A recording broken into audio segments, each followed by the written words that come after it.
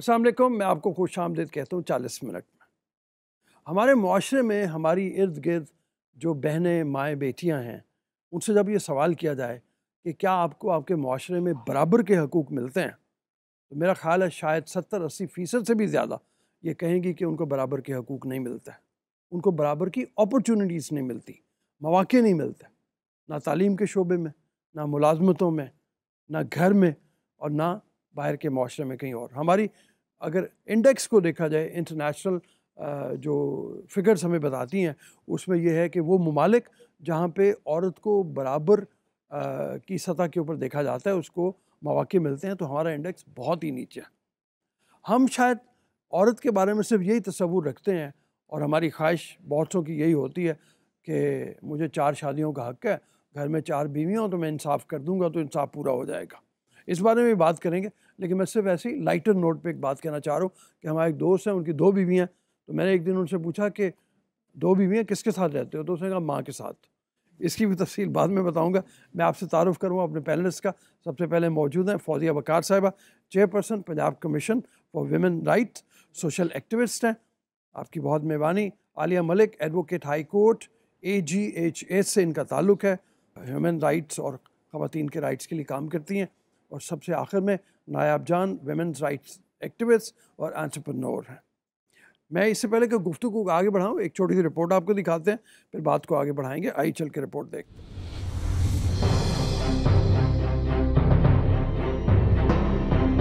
World bank कहता है कि आलमी सतह पर मर्दों के मुकाबले में ख़वातीन को 75% हुकूक मिल पाते हैं। तालीम, वरासत, वर्क प्लेस हो या बड़े ओहदों पर तरक्की, पाकिस्तान में ख़वातीन को कितने बराबर मौक़े मिलते हैं, इस बारे में मर्दों और ख़वातीन की मुख्तलिफ राय है। ख़वातीन को इक्वल राइट्स मिलने का जो इशू है, ये ऑल ओवर द वर्ल्ड है, ये खाली पाकिस्तान में नहीं है। ख़वातीन को पाकिस्तान में इक्वल अपॉर्चुनिटीज़ मिल रही हैं, हर लिहाज से मिल रही हैं। रेपर्स जो है ना, ज़्यादातर उसको किया जाता है, मर्दों को किया जाता है। कुछ सिर्फ घराने हैं जहाँ पे औरतों को हकूक मिलते हैं और वो एलीट्स में आते हैं। ख़वातीन को राइट के साथ साथ पूरी इज्जत भी मिलती है। वर्ल्ड डेवलप एरियाज में देखें तो बिल्कुल मिलते हैं, लेकिन अगर गाँव वाले साइड पे देखा जाए तो वहाँ पे नहीं मिलते। आई डोंट थिंक सो कि आज अभी भी इतने सालों बाद लड़कियों को उस तरह से आगे आने का मौका दिया जाता है। इक्वल उनको पे नहीं मिलती और इक्वल उनको अपॉर्चुनिटीज़ बिल्कुल पाकिस्तान में अब तक नहीं मिलती। आर्मी में देखा जाए, आर्मी में उनकी सीट्स है, यूनिवर्सिटीज़ में देखा जाए उनको वहाँ पे प्रायोरिटीज़ मिल रही हैं। बड़ी बड़ी पोस्टों में होते हैं, सिर्फ मर्दों को वो जगह वो दी जाती है। जैसे चीफ ऑफ आर्मी स्टाफ है, वो कोई लड़की नहीं बनी है,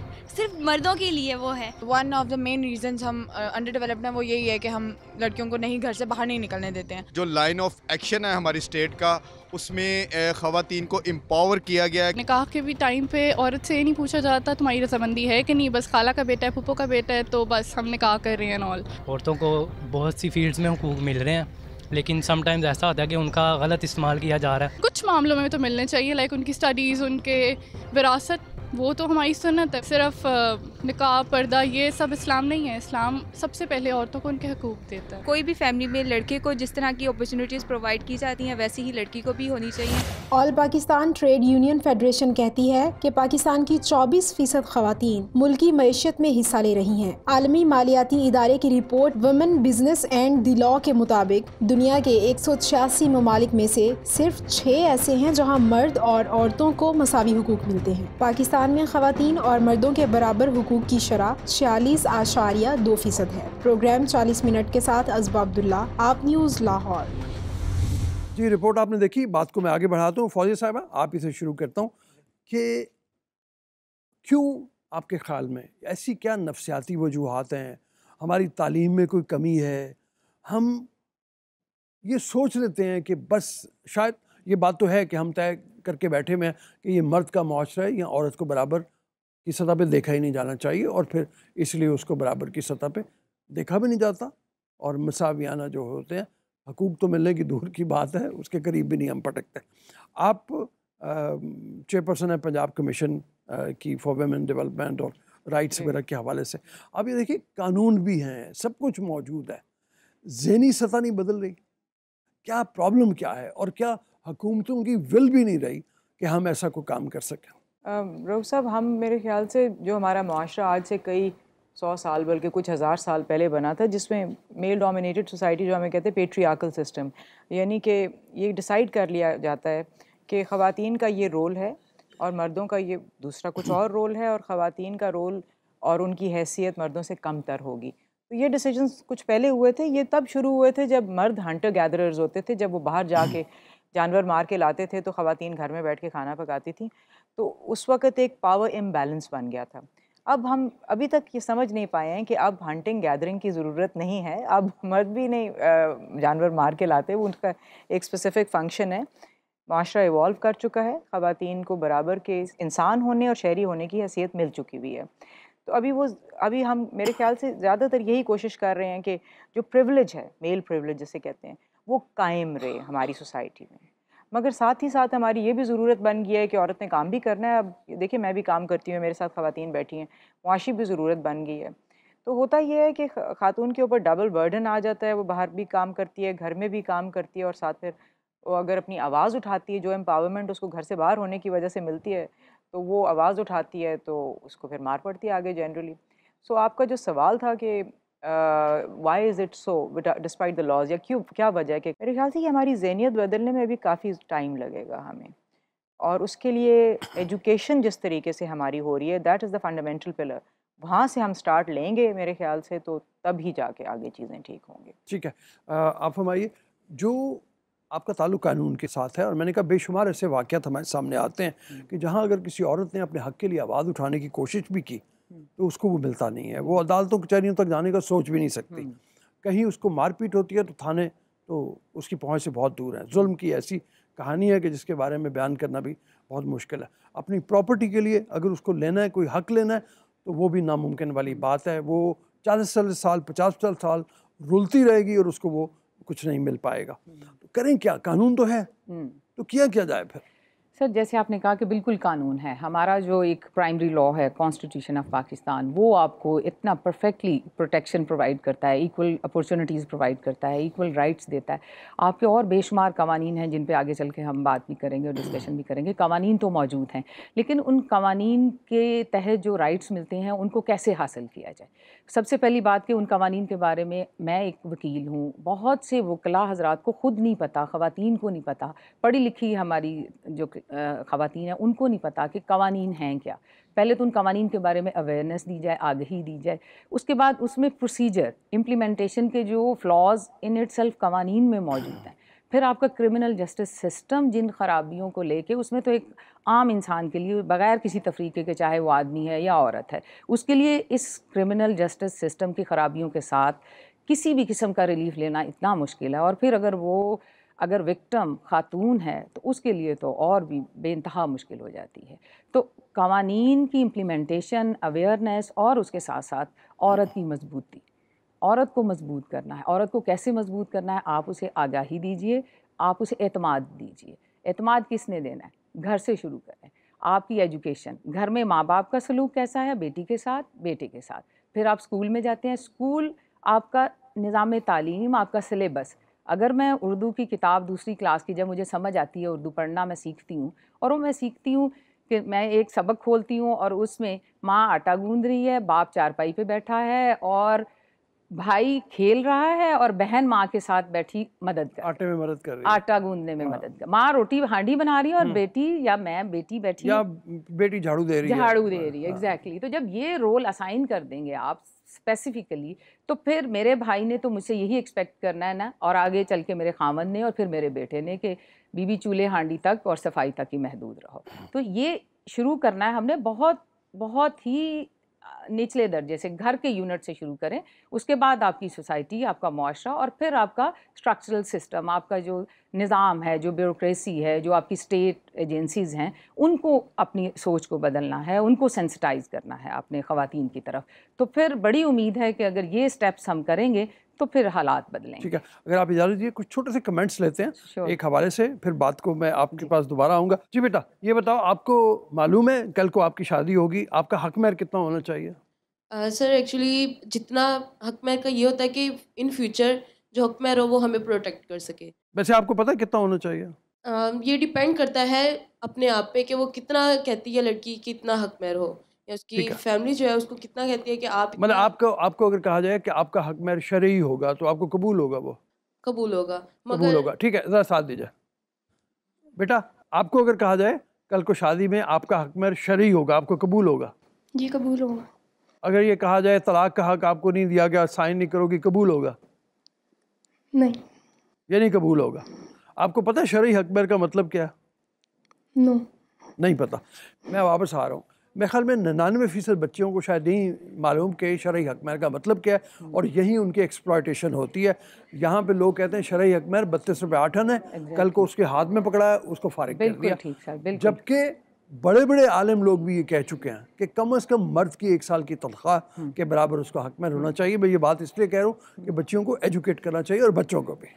सर ये बड़ा ही आपने वाइटल पॉइंट रेज़ किया है, और ये मुझे बड़ा ही हैरत हुई है अपनी माशाल्लाह ये यंग जनरेशन को देख के। इतने अवेयर ये बच्चे हैं आजकल के, इसके बावजूद इनको मतलब अगर इस चीज़ का इस कॉलेज यूनिवर्सिटीज़ के स्टूडेंट्स को अगर इस चीज़ की अवेयरनेस नहीं है, तो हमारे जो आम घरेलू बच्चियां हैं उनको तो बिल्कुल, और घरेलू ख़वातीन हैं उनको तो इस अपने राइट की बिल्कुल भी ख़बर नहीं होगी। निकाह नामे का जो फॉर्म होता है सर, वो मौलवी साहब आते हैं, उनको खुद भी नहीं पता कि वो कितने पाबंद हैं इसके एक एक कॉलम को फिल करने के। वो अपने मतलब के 2-4 कॉलम फिल किए और बाकी सारे ब्लैंक पे लाइन लगाई। हालांकि अब ये ऑफेंस हो गया है, अब वो रिस्पॉन्सिबल है निकाह खां कि उसने पूरे कॉलम्स को फिल करना है, प्रॉपरली फिल करना है, और कंसल्टेशन के साथ, दोनों फ्रीकैन की कंसल्टेशन के साथ। ख़ास तौर पर इसमें मेन जो पार्टी हैं वो दूल्हा और दुल्हन है। चूँकि हमारी मशरक़ी रवायात हैं, इसमें ख़ानदान इन्वॉल्व होते हैं, 2 ख़ानदानों का आपस में शादी के साथ 2 ख़ानदान भी मिलते हैं, तो इसमें ख़ानदान के बड़े भी बैठ जाते हैं, लेकिन इसमें ज़रूरी कंसल्टेशन दूल्हा और दुल्हन की, और कंसेंट, मेन कंसेंट उनकी मैटर करती है। मैं हमेशा ये सजेस्ट करती हूँ, रिक्वेस्ट करती हूँ पेरेंट्स से कि आप आपस में मामला तय करें, बड़े हैं आप, लेकिन उनसे भी पूछ लें जिनकी ज़िंदगियों के मामलात आप तय कर रहे हैं।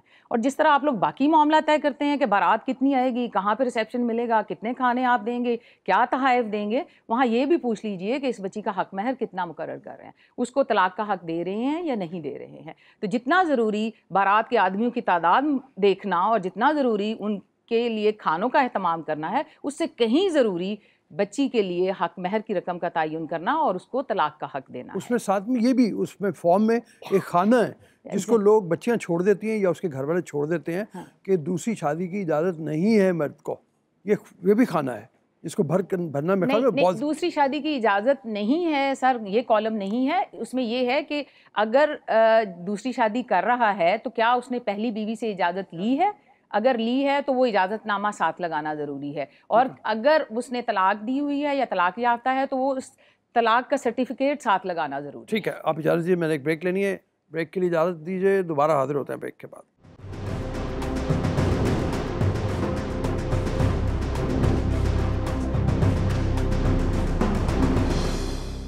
दोबारा जी ब्रेक के बाद। अच्छा बेटा ये बताओ, आपको मालूम है इस बात का कि हक महर शरई नहीं होता कोई चीज़, हक महर आपके पाबंदी है। ये तमाम उलमा कराम कह चुके हैं कि या तो उस ज़माने में जो हज़रत अली का हक महर था वो काइंड में, अगर चांदी में था, उसकी उस वक्त की रकम के बराबर होगा, और या 1 साल की तनख्वाह के बराबर। ये आपको पता है इस बात का? नहीं सर, सच तो मुझे नहीं पता। नहीं। आपको ये मालूम है कि हक महर बीवी को देना आप पे लाजिम है। अगर आप नहीं दोगे तो आपके खुदा न खासा मौत हो जाए तो आपके भाइयों पे, आपके वालिद पे, आपके चचाओं पे ये लाजिम है कि वो पे करें उसको। बिल्कुल सर, ये मालूम है? जी जी।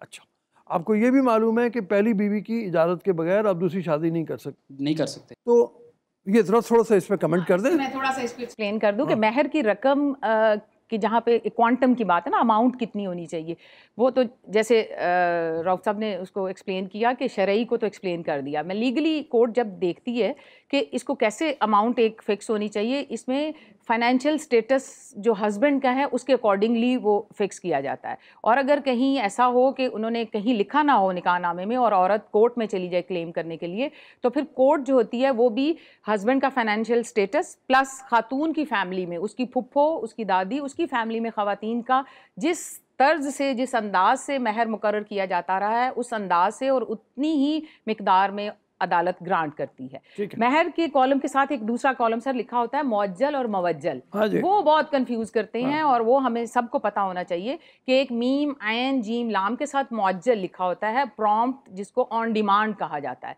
दूसरा मीम, वाव, जीम, लाम के साथ मुवज्जल लिखा जाता है, जिसे डेफर्ड कहते हैं।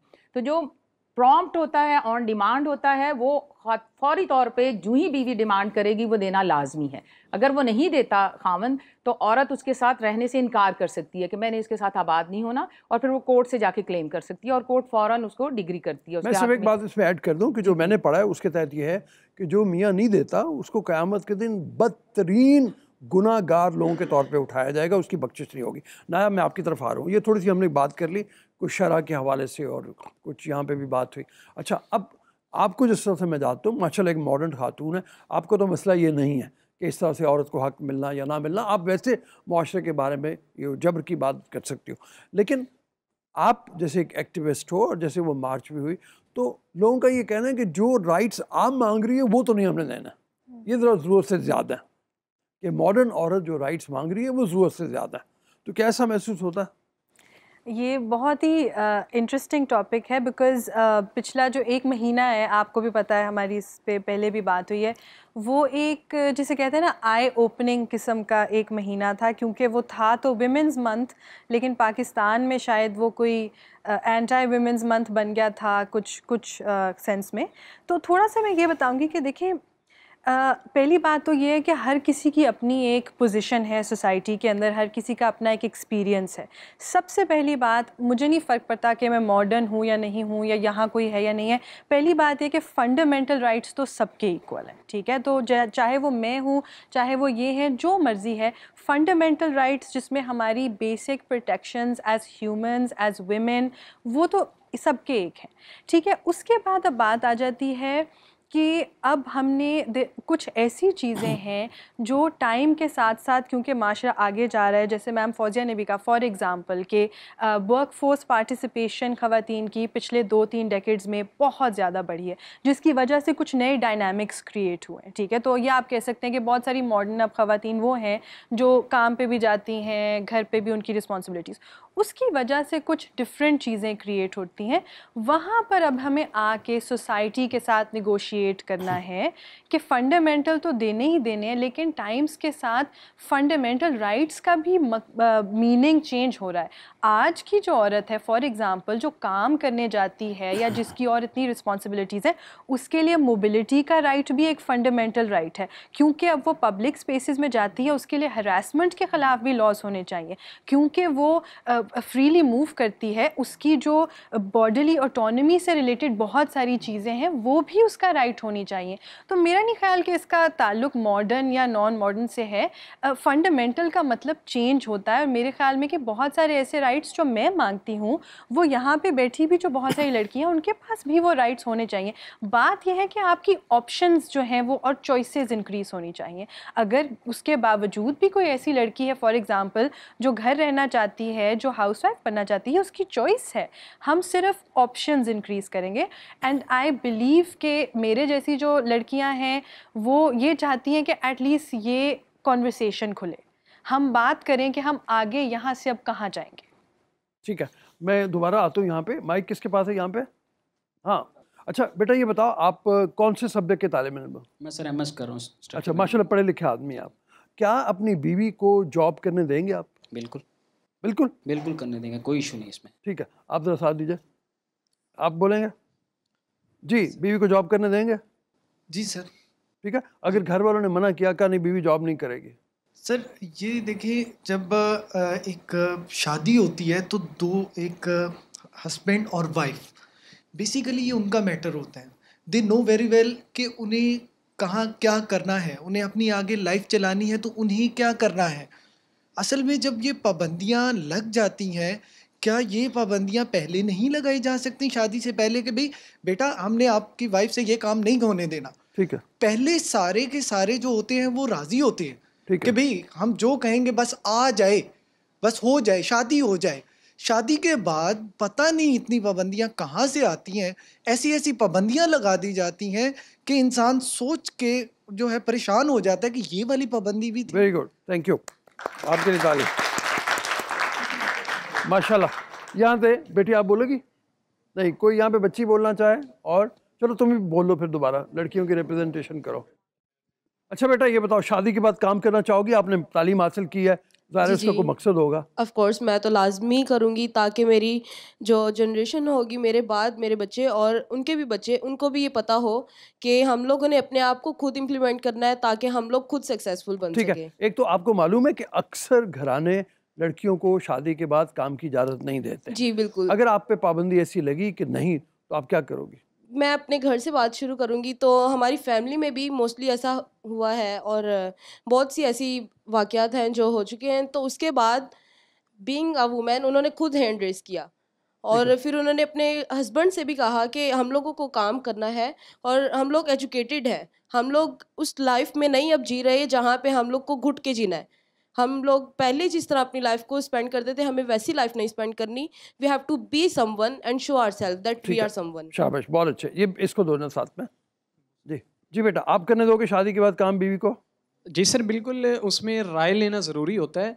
बाज़ औक़ात जो फैमिली में डैमेजिंग आती है वो ये आता है कि एक फ़ैसला मुसल्लत कर दिया जाता है। मुसल्लत नहीं होना चाहिए, ये एक पूरी फैमिली को बैठ के सोचना चाहिए, इत्तफ़ाक़ राय से एक स्टेप लेना चाहिए। ऐसे नहीं है कि आप नहीं कर सकती, उससे बैठ के फिर समझाना चाहिए। अगर आपने इजाज़त नहीं देनी तो उसको समझा के दें, ये नहीं कि आप उसके ऊपर अपना फ़ैसला लागू कर दें। अच्छा ये बताओ कि आपके दिन में कुछ ऐसे है कि कुछ ख़ास जगह हैं वो काम करे और कुछ खास जगह उसको काम नहीं करना चाहिए, ऐसे कुछ है? नहीं सर, ऐसी कोई जगह नहीं है। वो ख़वातीन के ऊपर खुद पे डिपेंड करता है कि वो किस तरह रहती हैं। लाइक बैंकिंग सेक्टर हम देख लें, एजुकेशन सेक्टर देख लें, या बहुत सारे ऐसे सेक्टर हैं जहाँ हमेशा से ही वीमेंस को रिस्पेक्ट दी जाती है और दी जा रही है।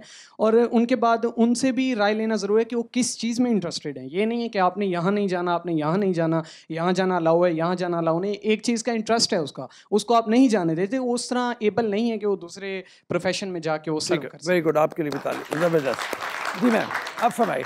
यहाँ पे मतलब यहाँ पे अक्सरियत ऐसी है, ये बच्चे बड़ी अच्छी बात कर रहे हैं बिल्कुल, कि जहाँ पे पाबंदियाँ हैं कि या तो काम नहीं करना, जाओगी तो ये शराइत होंगी, काम करने की ये शराइत होंगी, और फिर एक और चीज़ भी उस बारे में भी बताइए। मैं समझता हूँ औरत के हक़ पे उस वक्त भी डाका पड़ता है जिस वक्त उसकी लाइन लगा के 12 बच्चे पैदा कर दिए जाए, उसने काम क्या करना है, ये उसके हक़ को छीनना है। ये भी एब्सोल्युटली रऊफ़ साहब, ये जो सवाल था ये बच्चों ने खुद ही बहुत अच्छा जवाब दे दिया, मगर इसमें बुनियादी बात तो ये है कि क्या एक इंसान दूसरे इंसान को इजाज़त देने की पोजीशन में है और क्यों है इस पे। अगर आपका आइन, आपका कानून और आपका मज़हब सब कुछ बराबरी इंसान होने के नाते देता है, तो एक इंसान को दूसरे के ऊपर क्या इख्तियार है कि वो उसको इजाज़त दे। हाँ, वहाँ मशवरे के साथ अगर मियाँ बीवी आपस में मिल के डिसाइड करें कि शायद मुझे काम नहीं करना चाहिए या तो मैं काम नहीं कर रही थी, वो सब डिफरेंट बात है। मगर एक आकिल और बालिग इंसान को दूसरे इंसान से इजाज़त लेने की ज़रूरत नहीं है सच। दूसरी बात यह है कि औरतें सब काम कर रही हैं आजकल। आपको पता है कि इस वक्त लेकिन कितने परसेंट है, कोई डेटा है आपके पास? जी बिल्कुल, मेरे पास डेटा। इनफैक्ट अभी हमने 30,000 घरानों पे मुश्तमिल पंजाब में खाली एक सर्वे ख़त्म कराया था। बट अगर आप पाकिस्तान की लेबर फोर्स स्टेटिस्टिक्स देखें तो वहाँ पे भी वो कहते हैं जी 22% औरतें काम कर रही हैं। पंजाब में हमें पता चला है कि इस वक्त 36% के करीब जो टोटल औरतें हैं, क्योंकि मेरे पास जो डेटा है वो ये कहता है कि इवन MBBS करने के बाद 70% बच्चियाँ डॉक्टरी के काम नहीं कर सकती। कमिंग टू दैट जी मैं बिल्कुल उस पर आ रही हूँ। मैं सिर्फ मैं आपको माशरे का एक और डायनामिक बात कर रही हूँ उसके ऊपर, कि अगर 35% बहुत बड़ी तादाद बनती है, between the ages of 15 and 64 हम कर रहे थे, काम कर रही हैं, मगर उनमें से 45% को उस काम की उजरत नहीं मिलती। वो खेतों पे काम करती हैं, उसकी उनको उजरत नहीं मिलती। वो किसी और केयर गिविंग रोल में हैं या कंट्रीब्यूटिंग फैमिली वर्कर्स उनको कहते हैं, उनको उसकी उजरत नहीं मिलती, वो काम कर रही हैं। जो बाकी रह गई जो 65%, 50% उसमें से 5,000 रुपये से कम ले रही हैं। और ये जो 65% औरतें जो मैं उस 22% की या उस 36% की बात कर रही हूँ, वो जो काम कर रही हैं उनमें से 70% मिनिमम वेज से कम ले रही हैं। तो औरतें तो काम कर रही हैं, ये चीज़ हो गई है, क्योंकि उनके काम करने के बगैर ना उनके ख़ानदान अब चलते हैं ना अब मुल्क चलते हैं। आपको पता है अभी एक स्टडी थी कि हमारा मुल्क 30% अपना हमारे GDP का लूज़ करता है, क्योंकि हमारी नॉन इंक्लूसिव पॉलिसीज़ हैं। हम इंश्योर नहीं कराते कि औरतें मर्द सब एक बाकायदा कॉन्ट्रैक्ट के तहत काम करें, उनकी एक्सप्लॉयटेशन ना हो। तो वो कर रहे हैं। अब जो मसला है, जो आपने पहले बात की, डॉक्टर ब्राइड्स का फिनोमिनन, वो औरतें जो 5 साल पढ़ती हैं मेडिसिन, मगर उनको काम करने की वो ख़ानदानों के प्रेशर की वजह से नहीं करती। Chartered accountant brides, engineer brides, मैं इसलिए ब्राइड का नाम ले रही हूँ क्योंकि वो पूरी तालीम मुकम्मल कर लेते हैं, लोग गारंटी तो लेना चाहते हैं कि भी ये पढ़ी लिखी खुदा न खास्ता कल हो गया तो वो काम करेगी आगे, मगर वो उसको काम की इजाज़त नहीं देते। वो औरत जिसने 5 साल दिन रात पढ़ा हो और वो काम ना करे, आप सोचो उसके लिए कितनी ठीक है। तकलीफ अगर है। आज इजाज़त दीजिए, मुझे ब्रेक ठीक लेनी है। कि यहाँ पे जी। ब्रेक के लिए इजाज़त दीजिए, दोबारा हाजिर होते हैं ब्रेक के बाद।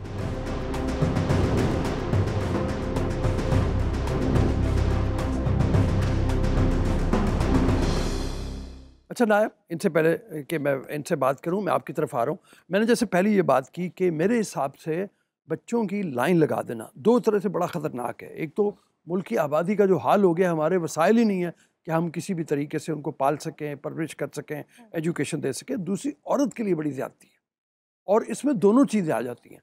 एक ज़बरदस्ती उसको मजबूर करना और एक बच्चों की एक तादाद जो है वो इतनी बढ़ा देना।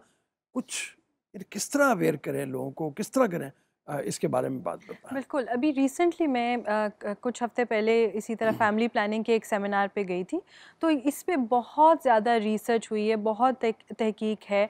आपको पता है कि हमारे यहाँ के जो डायनामिक्स हैं उसमें ज़ाहिर है मज़हब भी आ जाता है बीच में।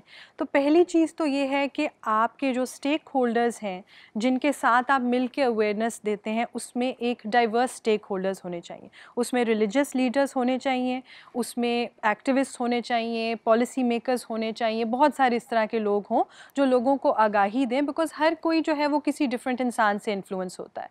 दूसरी बात ये कि फैमिली प्लानिंग का और इस का बहुत एक डायरेक्ट लिंक है विमेन एम्पावरमेंट से भी, औरतों की एम्प्लॉयमेंट से भी और गर्ल चाइल्ड एजुकेशन से भी। ये हर तरह की रिसर्च ने ये बताया है कि जिस तरह एजुकेशन बढ़ेगी वो सेकेंडरी में जाएंगी। ठीक है, आप फरमाइए, कोई ऐसी लॉ में कोई ऐसी सूरत है, मैं नहीं जानता इस बारे में, कि अगर कोई औरत जाके ये कर सकती है अपने हक के लिए कि मैं इतने बच्चे नहीं पैदा कर सकती, मैं इतने बच्चे नहीं संभाल सकती, कोई ऐसा तरीका? अनफॉर्चुनेटली इस वक्त इस इशू पे अभी तक कोई लेजिस्लेशन ऐसी नहीं है कि इस हवाले से वो जा सके, लेकिन हेल्थ इश्यूज़ के हवाले से इश्यूज़ हैं, उस हवाले से उसको लीगल असिस्टेंस मौजूद है। अगर किसी की जान खतरे में है, उसको रिस्क है, तो उस हवाले से वो ज़रूर। लेकिन वो 12-14 बच्चों के बाद जान खतरे में आ गई तो क्या हुआ, मतलब? लेकिन डायरेक्टली इस इश्यूज़ को एड्रेस करने होनी का चाहिए, बिल्कुल होना चाहिए, बिल्कुल होना चाहिए। ठीक है। अच्छा, आप ये फरमाइए, मेरे पास एक जैसे तालीम के हवाले से हम बात कर लें, मुझे नॉर्दर्न एरियाज़ के हवाले से कोई डेटा किसी ने प्रोवाइड किया।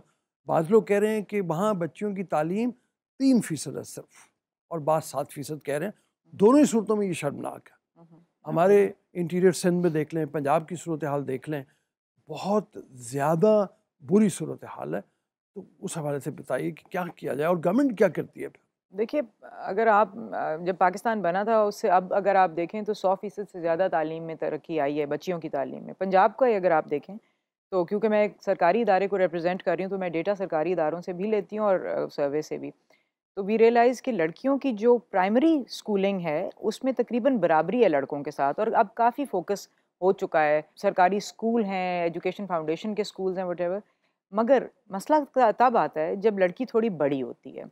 उस वक़्त जब उसने मिडिल स्कूल में जाना होता है, जब वो छठी, 7वीं, 8वीं जमात में जाना होता है उसने, तो तब माँ बाप के पास या तो वसाइल की कमी होती है या उसके लिए ट्रांसपोर्टेशन नहीं होती, जिसकी स्कूल ज़रा से दूर हो जाते हैं, जिसकी वजह से वो माँ बाप जो है गुर्बत की वजह से भी कई दफ़ा वो फिर उसको निकाल लेना चाहते हैं। प्लस ये एक्सपेक्टेशन होती है कि लड़की घर का काम में माँ की हाथ बटाएगी, ना कि लड़का।